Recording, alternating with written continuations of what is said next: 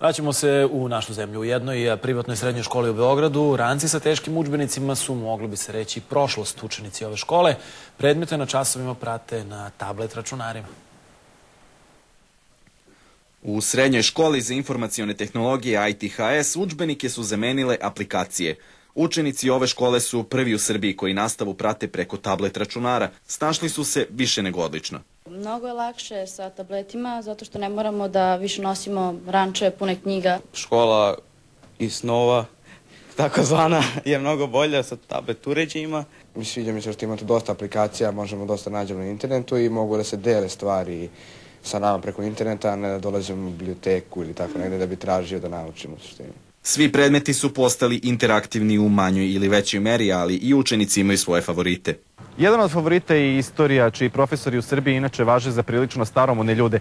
Međutim, u ovom slučaju učenici imaju priliku da bukvalno dožive istoriju tako što, na primjer, velike bitke iz prošlosti posmatraju preko prilično uverljivih simulacija iz kompjuterskih igara. Profesor istorije Aleksandar Markov je svestan toga koliko ovakva metoda motiviše učenike. Može da se vidi kako izgledala taktika vojske. Ako se bavimo 100-godišnjim ratom, oni mogu da pronađu neku igricu koja se bavi 100-godišnjim ratom i da vide kako je izgledala, da bukvalno vide kako je izgledala vojska tada, kako da se bave taktikom srednjovekovne vojske. Ono što bi se svaki roditelj zapitao jeste koliko ovakva nastava utiče na osnovne funkcije kod dece kao što su naravno pisanje, čitanje, ali i zdravlje. Profesorka srpskog jezika Aleksandra Prokopijević uverava da nema razloga za brigu.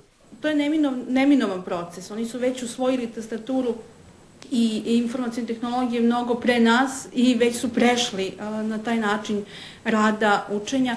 Na ovaj način oni to mogu mnogo lakše i brže, mogu na svakom mestu i to je ono što je brzina, dostupnost informacija, brzo rešavanje problema, ono što je njima potrebno u ovom trenutku, jednostavno takvo je vreme i napredak tehnologije. Za ovakav vid obrazovanja roditelji izdvajaju između 2 i 5.000 evra u zavisnosti od smera. U Evropi veliki broj srednjih škola radi po ovom principu, a Holandija ga recimo uvodi i u osnovne škole.